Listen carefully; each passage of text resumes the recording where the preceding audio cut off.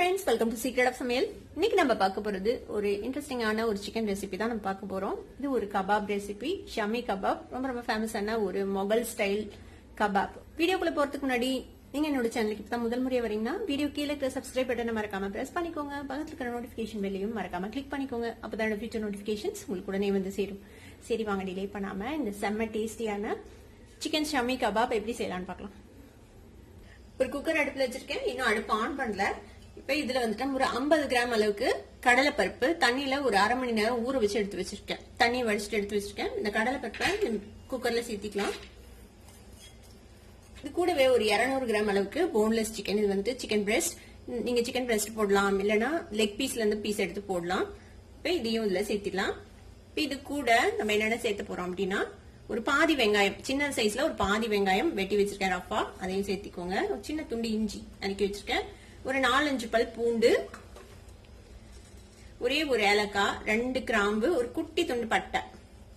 இது வந்து star Anees, just ஒரே ஒரு பிட்டு மட்டும் சேர்த்திக்கலாம். ரொம்ப சேர்த்த வேணாம், ரொம்ப மசாலாவா இருந்தா நல்லா இருக்காது.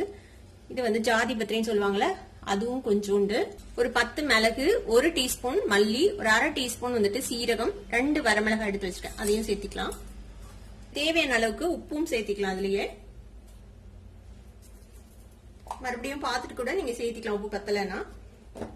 இப்ப சிக்கனும் வந்துட்டு தண்ணி விடும், நம்ம வந்துட்டு கொஞ்சம் தண்ணி சேர்த்திக்கலாம்.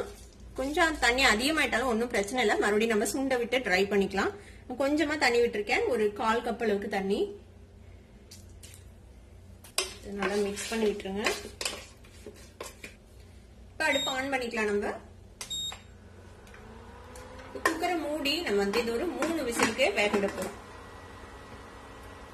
3 விசில் விட்டு நல்லா ஆவி அடங்கினதுக்கு அப்புறம் ஓபன் பண்ணியாச்சு. பாத்தீங்கன்னா தெரியும் சிக்கன் நல்லா வெந்துச்சு. இன்னும் கொஞ்சம் தண்ணி இருக்குல்ல, இந்த தண்ணியை நம்ம சுண்ட விட்டுறலாம்.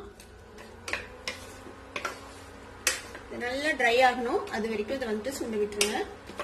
பாத்தீங்கன்னா தெரியும் எல்லா தண்ணியும் நல்லா சுண்டிச்சு பாருங்க. இந்த மாதிரி நல்லா தண்ணி இல்லாம சுண்ட விட்டு இதை ஆற விட்டுறலாம். நம்ம ஆறட்டும், அப்புறமேட்டு நம்ம இதை வந்துட்டு அரைக்கணும்.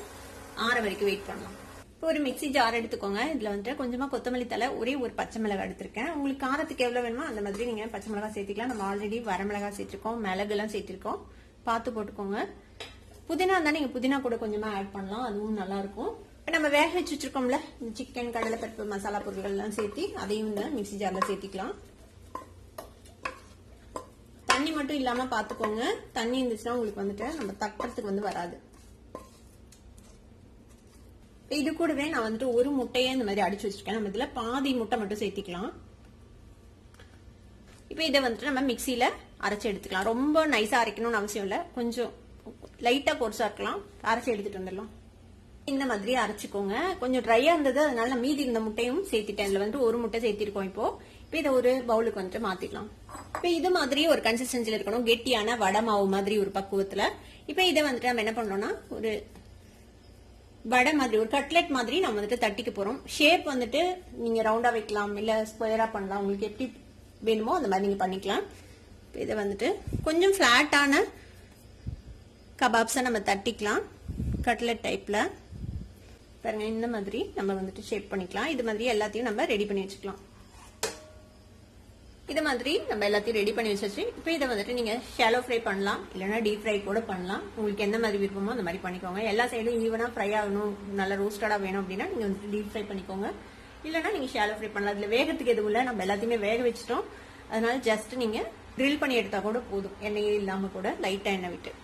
இப்போ நான் ஒரு பேன்ல வந்துட்டு எண்ணெய் விட்டுருக்கேன். நான் கொஞ்சம் அதிகம் தான் எண்ணெய் விட்டுருக்கேன். கிட்டத்தட்ட ஒரு டீப் ஃப்ரை மாதிரி தான் பண்ண போறோம். இப்போ நம்ம ரெடி பண்ணி வச்சிருக்கிற இந்த கபாப்ஸை வந்துட்டு எண்ணெயில பிளேஸ் பண்ணிடலாம்.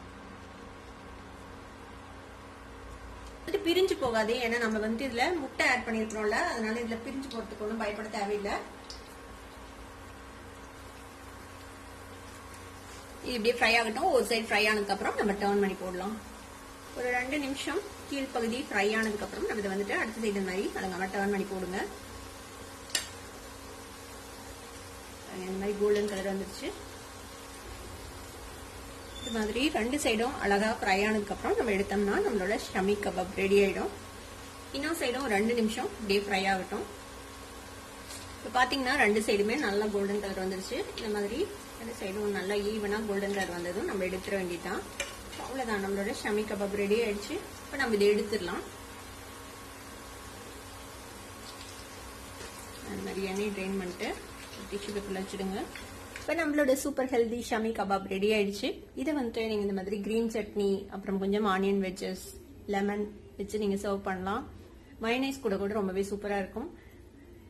கண்டிப்பா ட்ரை பண்ணி பாருங்க. ட்ரை பண்ணி பார்த்துட்டு எப்படி இருந்தது அப்படின்னு கமெண்ட்ஸ்ல ஃபீட்பேக் கொடுங்க. வீடியோ உங்களுக்கு பிடிச்சிருந்தா சப்ஸ்கிரைப் பண்ணுங்க, பக்கத்துல இருக்க பெல் ஐகானை கிளிக் பண்ணுங்க. அப்பதான் ஃபியூச்சர் நோட்டிபிகேஷன்ஸ் உங்களுக்கு உடனே வந்து சேரும். லைக் பண்ணுங்க, ஷேர் பண்ணுங்க. தேங்க்யூ ஃபார் வாட்சிங் வீடியோ வியூவர்ஸ். Bye bye.